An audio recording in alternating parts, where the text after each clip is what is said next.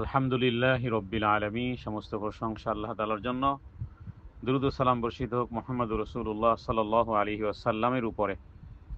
শুরু করতেছি শব্দে তাদাব্বুরে কোরআনের। আজ আমরা 51 পার্ট নম্বর 51 সূরা আহজাবের 33 নম্বর সূরার 35 নম্বর আয়াত। ইনশাআল্লাহ বিইذنিল্লাহ মা তাওফীকি ইল্লা বিল্লাহ। أعوذ بالله من الشيطان الرجيم.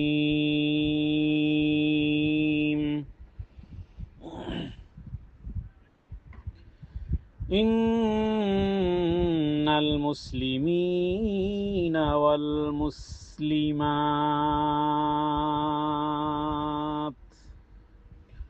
والمؤمنين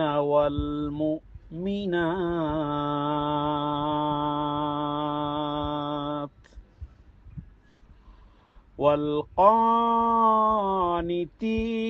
والقانتين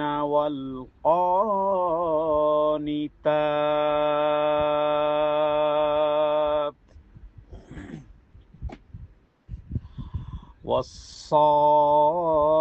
والصادقين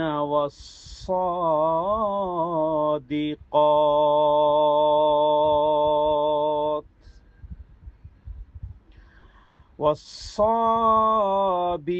والصابرين والصابرات والخاشعين والخاشعات ইলা আখির। আজ আমরা আল খাশিঈনা ওয়াল খাশিআত সম্পর্কে তাদাব্বুর করব ইনশাআল্লাহ বিইذنিল্লাহ মা তাওফীকি ইল্লা বিল্লাহ। এই আয়াতের মধ্যে আল্লাহ তাআলা মুমিন পুরুষ এবং মুমিন নারীদের জন্য 10টি গুণাগুণের কথা বর্ণনা করেছেন। মুসলিম পুরুষ এবং মুসলিম নারী, তার মানে নিষ্ঠাবান পুরুষ এবং নিষ্ঠাবান নারী, বিশ্বাসী পুরুষ এবং বিশ্বাসী নারী, অনুগত পুরুষ এবং অনুগত নারী, সত্যবাদী পুরুষ এবং সত্যবাদী নারী, সহনশীল পুরুষ এবং সহনশীল স্ত্রী, এবং বিনীত পুরুষ এবং বিনীত নারী। খাশিঈনা ওয়াল খাশিআত। খাশি শব্দের অর্থ হলো যে আল্লাহকে ভয়কারী, নম্র পুরুষ। ভয় যিনি করেন তিনি নম্র হন। আল্লাহকে ভয় করলে তারা নম্র হবে। নম্রতার যে স্বভাব, এই নম্র স্বভাব কখন আসবে? নম্র স্বভাব তখন আসবে যখন আল্লাহকে ভয়কারী হবে। কারণ আল্লাহকে ভয় করলে সে জানবে যে আমি রাগের মাথায় 5টা কথা বললে এটা লিখিত হবে, এটার হিসেব দিতে হবে। মুখ দিয়ে যা খুশি তাই বললে এটার লিখিত হবে এবং এটার হিসেব দিতে হবে। তো যার কারণে হৃদয়ে মনে খুশু থাকে তাদের। খুশু মানে খুশু অনেক অর্থ হয়। তার মানে বিনয়ী হতে পারে, ভীত থাকে, মানুষের ভয় নয়, আল্লাহর ভয়, যার কারণে সে বিনয়ী হয়। তাহলে বিনয়ী পুরুষ এবং বিনয়ী নারী। তাহলে এই আয়াতের মধ্যে আল্লাহ তাআলা পুরুষ যেমন মহিলাও তেমন, পুরুষদের সমান মর্যাদা এবং প্রতিদান, এবং এই প্রতিবেদনের মাধ্যমে একজন নারী এবং একজন পুরুষ এই গুণাগুণগুলো আল্লাহ তাআলার নাজিল করা এই আয়াতের মধ্যে পুরুষ এবং নারীর সমানে সমান চরিত্রের কথা আল্লাহ উল্লেখ করেছেন, যে একজন পুরুষ এবং একজন নারী উভয়ে নৈতিক ইবাদত এইগুলো করে এই দায়িত্ব বুঝে এই সম্মান তিনি আল্লাহ তাআলার কাছে পেতে পারেন।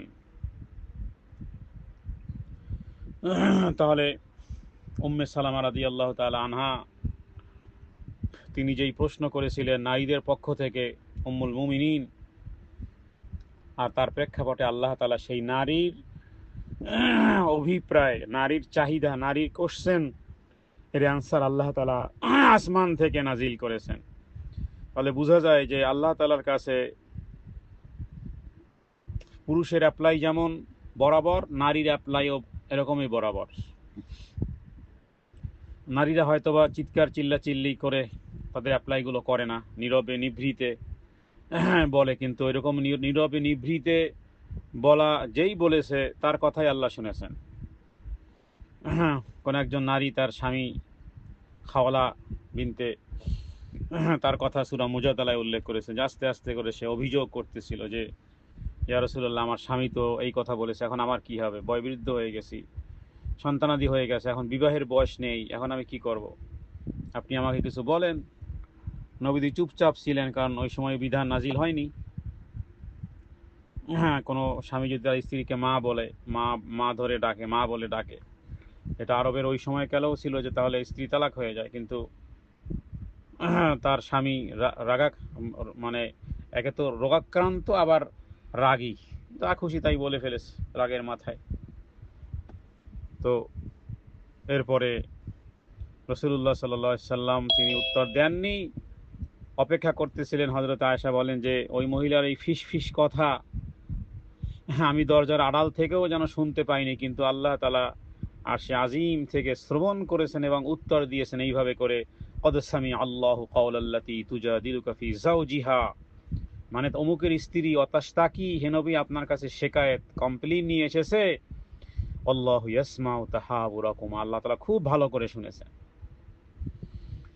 তো উম্মে সালামা রাদিয়াল্লাহু তাআলা আনহা তিনি নারী নেতৃত্বের সেই বিষয়ে যেটা জানতে চেয়েছেন, আল্লাহ তাআলা আয়াত নাজিল করে কিয়ামতের আগ মুহূর্ত পর্যন্ত সমস্ত নারীদের মনের অ্যাপ্লাইগুলো যেন আল্লাহ তাআলা এই আয়াতের মধ্যে উল্লেখ করেছেন যে নারী হোক আর পুরুষ হোক, এই গুণ থাকলেই তার ঈমান, তার আমল, তার রং, তার লিঙ্গের উপরে নির্ভর করে না, কারণ কাজের নৈতিকতা, আন্তরিকতা, বিশ্বাসের উপরই মূল্যায়ন হবে, আল্লাহ তাআলা তাই করবেন।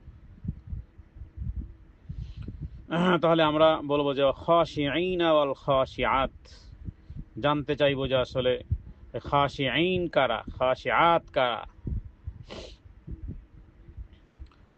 এই বিষয়ে হাদিস থেকে আমরা দেখি রাসূলুল্লাহ সাল্লাল্লাহু আলাইহি ওয়াসাল্লাম তিনি খাশিআতের ব্যাখ্যা বিভিন্ন হাদিসে উল্লেখ করেছেন যে খাশিঈন কারা, যারা অন্তরে নম্র, বিনয়ী, দুনিয়াতে কাটছাট জীবনযাপন করে, আল্লাহর সামনে ভয় ভালোবাসা মিশ্রিত যারা থাকে তারা হলো খাশিআত। রাসূলুল্লাহ সাল্লাল্লাহু আলাইহি ওয়াসাল্লাম তিনি এই খাশিআতকে মানে নরম হৃদয় উল্লেখ করে বলেছেন যে খবরদার, খুব ভালো করে শুনে রাখো, আলা মানে অ্যালার্ট, সতর্ক করা, ওয়া ইন্না ফিল জাসাদি মুযগাহ, মানুষের শরীরের মধ্যে একটা মাংসপিণ্ড আছে, ওটা যদি ভালো হয় গোটা দেহ ভালো, ওটা যদি খারাপ হয় গোটা দেহ খারাপ। দেখো নবীজির কথা আর আমাদের দৃষ্টিভঙ্গি কেমন, আমরা মনে করি চেহারা সুন্দর, হাত পা সুন্দর, দেহের বডি সুন্দর, ফিটনেস সুন্দর, তাহলে মনে হয় আমরা তাকে একটু ভিন্নভাবে মাপজোপ করি। কালো, বেটে, মোটা এগুলোকে মাপজোপ করি না, কিন্তু হাদিস বলতেছে কে জানে তার শরীরের ওই মাংসপিণ্ড নষ্ট হয়ে আছে, তাহলে ওর গোটা দেহ নষ্ট, ওর দিমাগ নষ্ট, ওর দিল নষ্ট, ওর ভাষা, ওর সব নষ্ট। নবীজি বলেছেন ওই মাংসপিণ্ডটা যদি ভালো হয় তাহলে সবই ভালো, আর ওই মাংসপিণ্ডটা যদি খারাপ হয় তাহলে সবই খারাপ, সব খারাপ। মানে শূন্যের পিছনে যদি এককে আপনি সরিয়ে ফেলেন তাহলে সব জিরো, ফলাফলও জিরো। শূন্যের পিছনে এক আছে মাশাআল্লাহ, এবার একক, শতক, সহস্র, অযুত, লক্ষ, নিযুত, কোটি, যত যেতে থাকবে। তো হাদিস বলতে সহিহ বুখারী হাদিস যে খবরদার, খুব ভালো করে শুনে রাখো, ইন্না ফিল জাসাদি মুযগাহ, ইন্না ফিল জাসাদি, প্রত্যেক দেহের মধ্যে একটা মাংসপিণ্ড আছে, একটা টুকরো আছে, একটা মাংসপিণ্ড, ওটা ভালো গোটা দেহ ভালো, ওটা খারাপ সব খারাপ। তাহলে ওই হাদিসের মধ্যে বলা হয়েছে যে ওয়াইদা সালুহাত সালুহাল জাসাদু কুল্লু, ওয়াইদা ফাসাদাত ফাসাদাল জাসাদু কুল্লু, এবং জানো সে মাংসপিণ্ডটা কি, মাংসপিণ্ডটা হলো আলা ওয়াহিয়াল কল, আবারও আলা, আলা মানে খবরদার, আলা ওয়াহিয়াল কলব, ওটাই তো হলো হৃদয়। হৃদয় ভালো সব ভালো, হৃদয় খারাপ সবই খারাপ। তাহলে ওখানে হলো খাশিয়াত, হৃদয়ের ব্যাপার। ভিতর নরম হলে আল্লাহ তাআলার সামনে মানুষ ভেঙ্গে পড়ে, আল্লাহর ভয়ে কান্নাকাটি করে। এটা খাশিয়াতের লক্ষণ। নবীজি বলেছেন, লা ইয়ালিজুন নার রাজুলুন বাকা মিন খাশিয়াতিল্লাহ। আল্লাহর ভয়ে যে কাঁদে, যে আল্লাহর ভয়ে কাঁদে, যে নারী আল্লাহর ভয়ে কেঁদেছে, যে পুরুষ আল্লাহর ভয়ে কেঁদেছে, আল্লাহ তাআলা তার জন্য জাহান্নামের আগুনকে হারাম করে দিবেন। কখনো কখনো নিজে নিজে কাঁদা, হ্যাঁ, আল্লাহ তাআলা আসমান জমিন চন্দ্র সূর্য গ্রহ নক্ষত্র, খুশিতেও কাঁদে দুঃখেও কাঁদে। খুশির কাঁদাও কাঁদা উচিত মানুষের। নিয়ামত পেয়েছি, এত নিয়ামত পেয়েছি, খুশিতে কাঁদা উচিত। দয়া করেছেন আল্লাহ তাআলা, অনুগ্রহ দিয়েছেন, সুস্থ রেখেছেন, আমাদের ডান পাশে চতুর্দিকে কত নিয়ামত দিয়ে আল্লাহ ভরপুর করে রেখেছেন। আজকের কবরে থাকলে, করোনায় মারা গেলে, কবরে থাকলে, আমি কবরে থাকলে আমার আমল বন্ধ, আপনি কবরে থাকলে আপনার আমল বন্ধ। আল্লাহ মেহেরবানি করেছেন, আমাদের চেয়ে কত কম বয়সের ব্যক্তিরা, নারীরা, পুরুষেরা দুনিয়ার থেকে চলে গেছে করোনায়।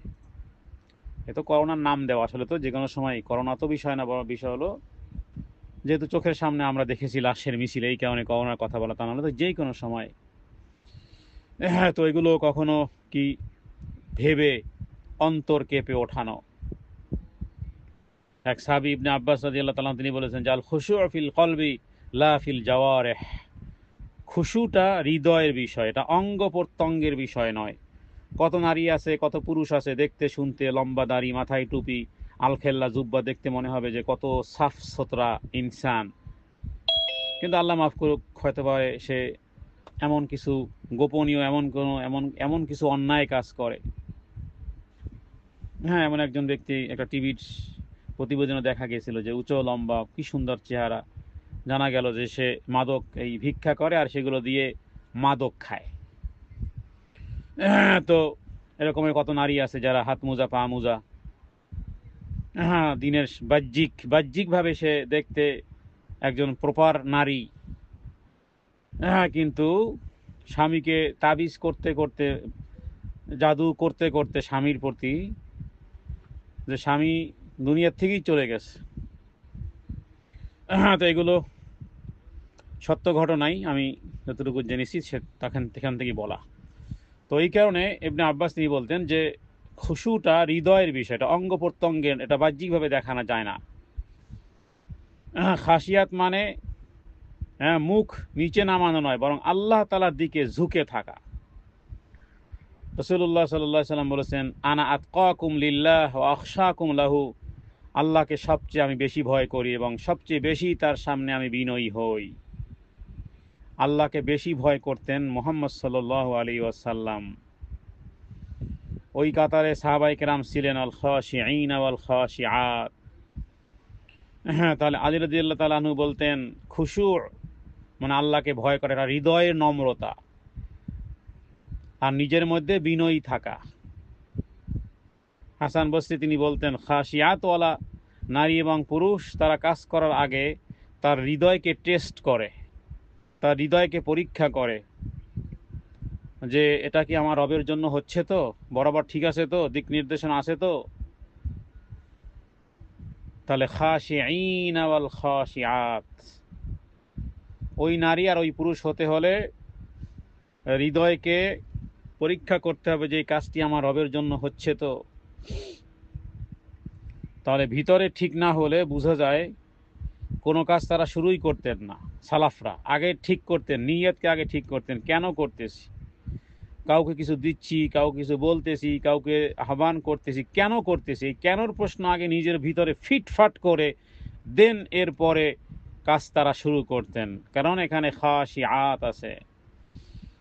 খাশিআত আল খুশু হাকিকাতুন লিউনাল কলবি ওয়ান কিয়াদুহু লিল্লাহ। খাশিয়াতের আসন হলো হৃদয় নরম হওয়া এবং আল্লাহ তাআলার সামনে আত্মসমর্পণ করা।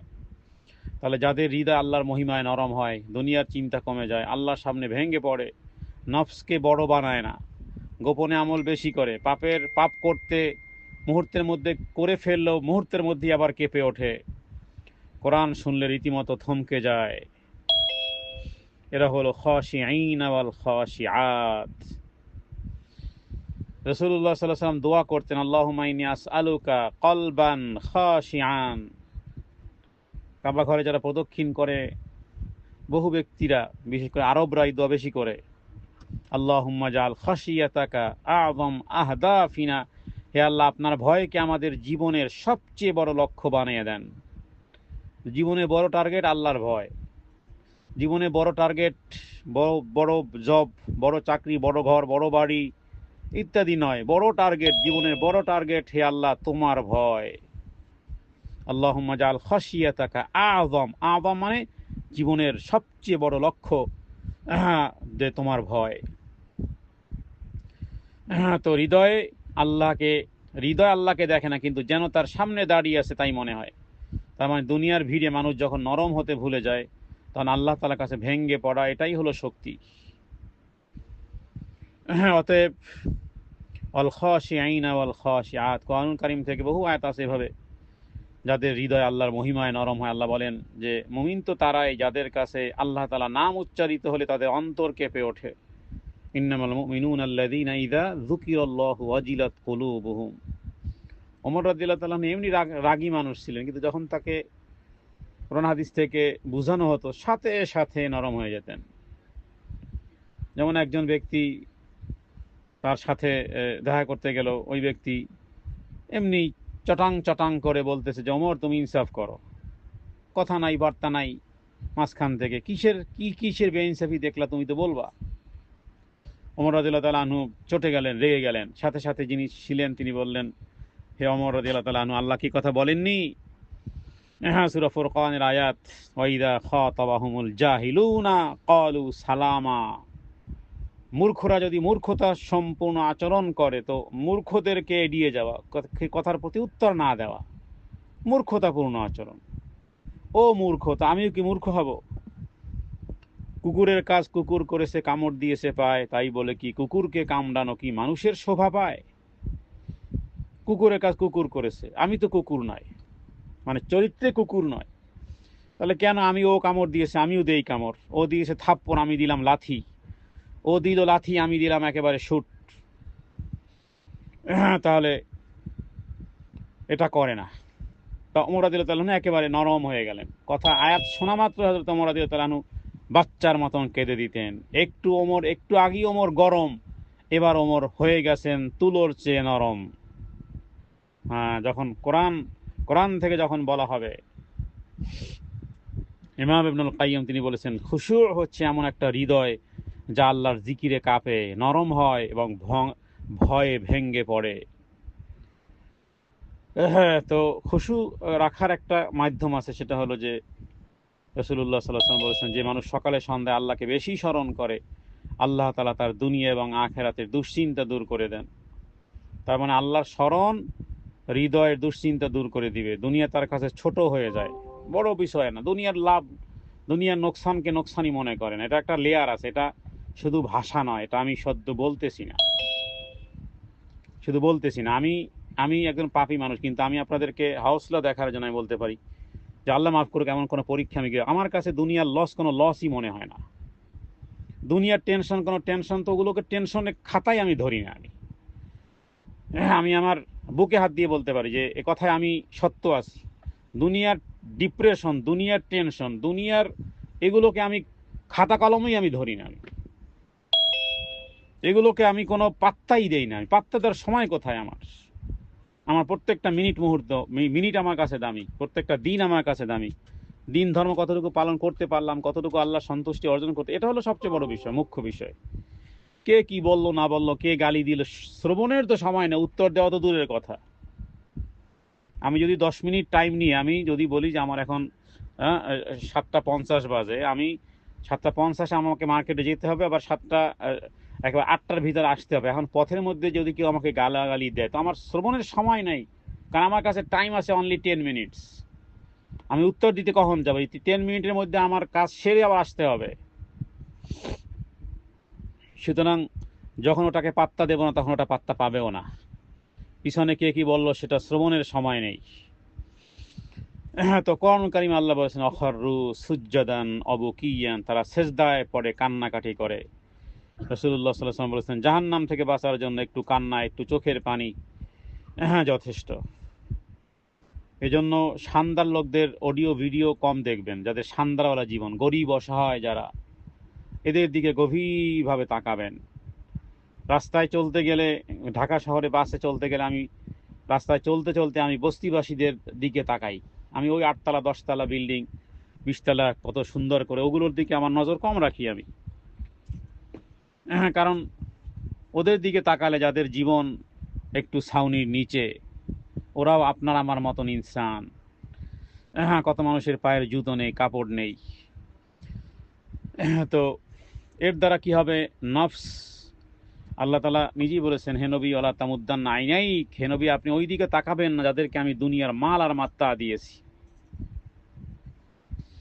ওমর ইবনুল খাত্তাব রাদিয়াল্লাহু তাআলা আনহু তিনি বিভিন্ন আয়াত পড়ে, জাহান্নামের আয়াতগুলো পড়তেন, কাঁদতেন, কাঁদতে কাঁদতে অসুস্থ হয়ে যেতেন। নফসকে বড় না বানানো, কোরআন কারীম নিজেই বলেছে সূরা সূরা নাজমের ভিতরে, ফালা তুযাক্কু আনফুসাকুম হুয়া আ'লামু বিমান ইত্তাকা, খবরদার নিজেদেরকে পবিত্র বলে দাবি করো না।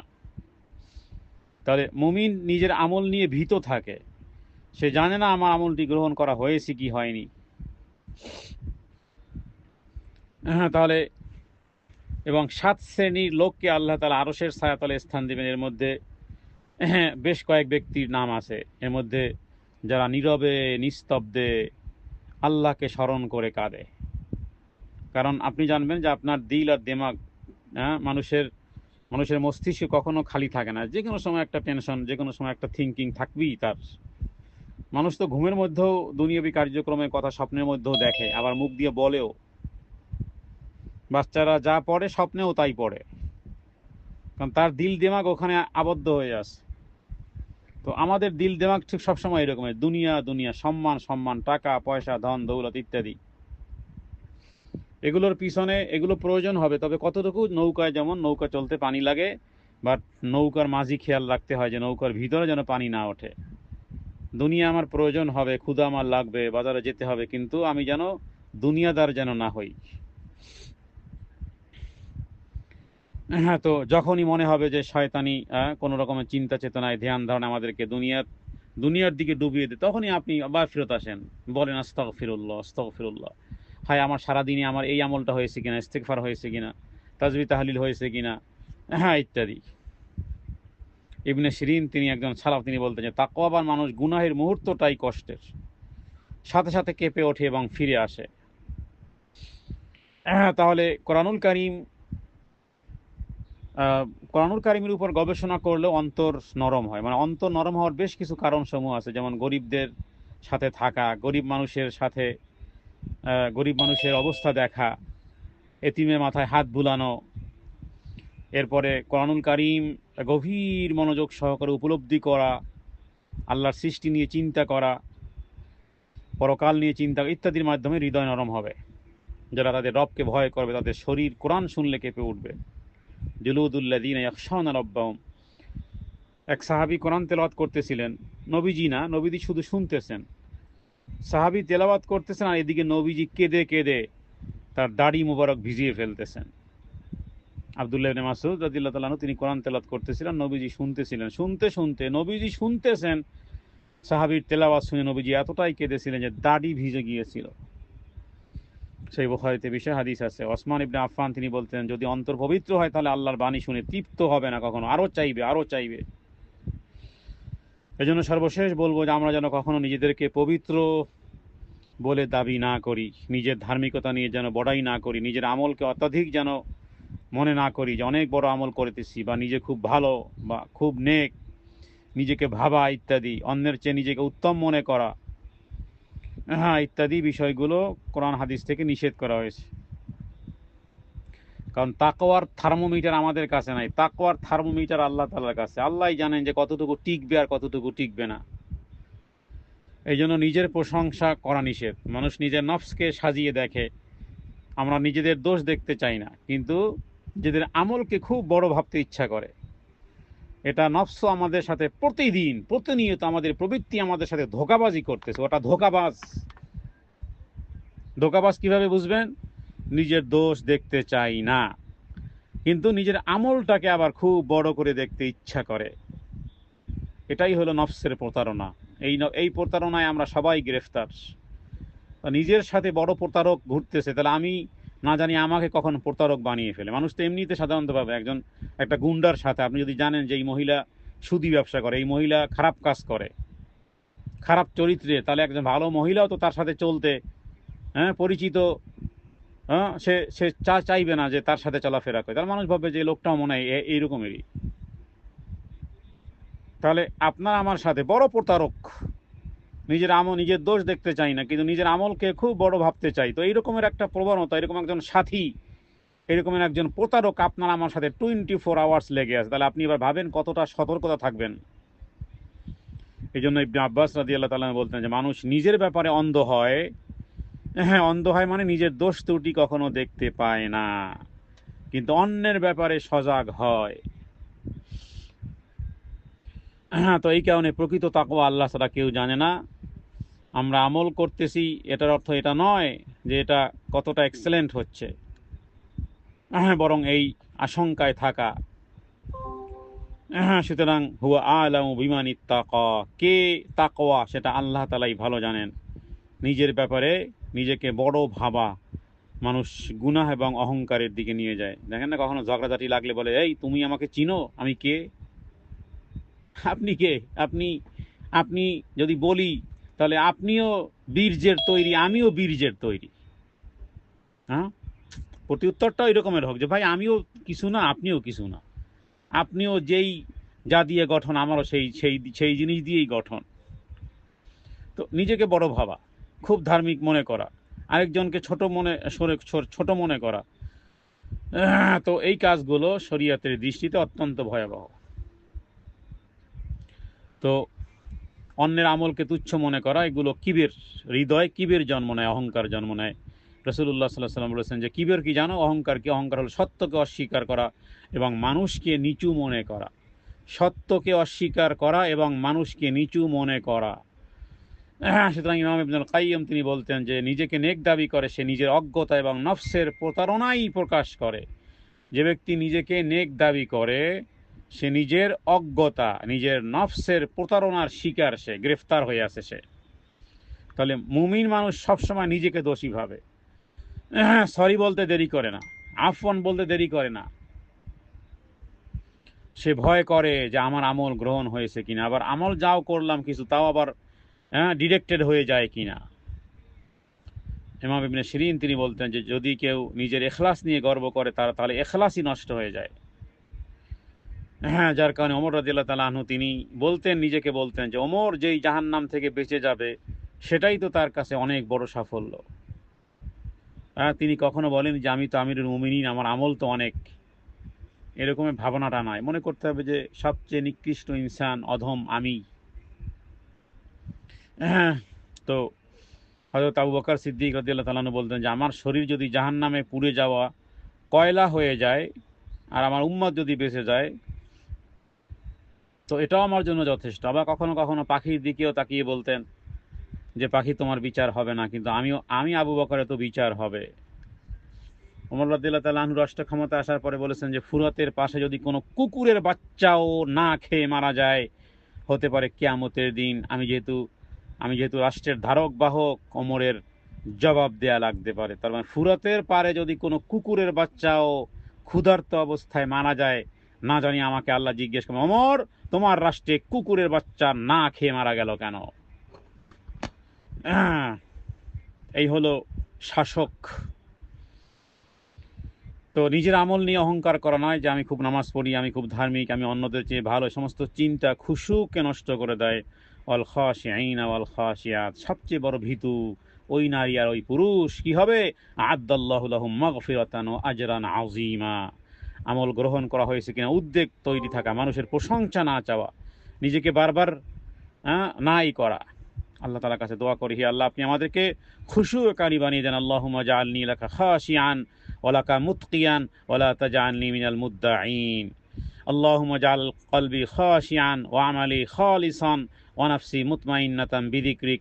আল্লাহুম্মা লা তাকিলনি ইলা নাফসি তরফাতা আইন اللهم إني أعوذ بك من شرك ما أعلم وأستغفرك لما لا أعلم اللهم آت نفسي تقواها وزكها أنت خير من زكاها أنت وليها ومولاها اللهم لين قلبي لطاعتك وارزقني دمه خاشعة لوجهك يا رب العالمين اللهم اجعلني صغيرا عند نفسي كبيرا عندك اللهم اجعل لي سري خيرا من علانيتي واجعل باطني خيرا من ظاهري اللهم طهر قلبي من النفاق وعملي من الرياء اللهم طهر قلبي من النفاق হে আল্লাহ আমাদের হৃদয়কে কপটতা থেকে আপনি বাঁচিয়ে রাখেন এবং আমলকে লোক দেখানো থেকে পবিত্র করেন ওয়াসাল্লাল্লাহু আলা সাইয়্যিদিনা মুহাম্মাদিন নবিয়্যিল উম্মি ওয়া আলিহি ওয়াসাল্লাম আসসালামু আলাইকুম ওয়া রাহমাতুল্লাহি ওয়া বারাকাতুহু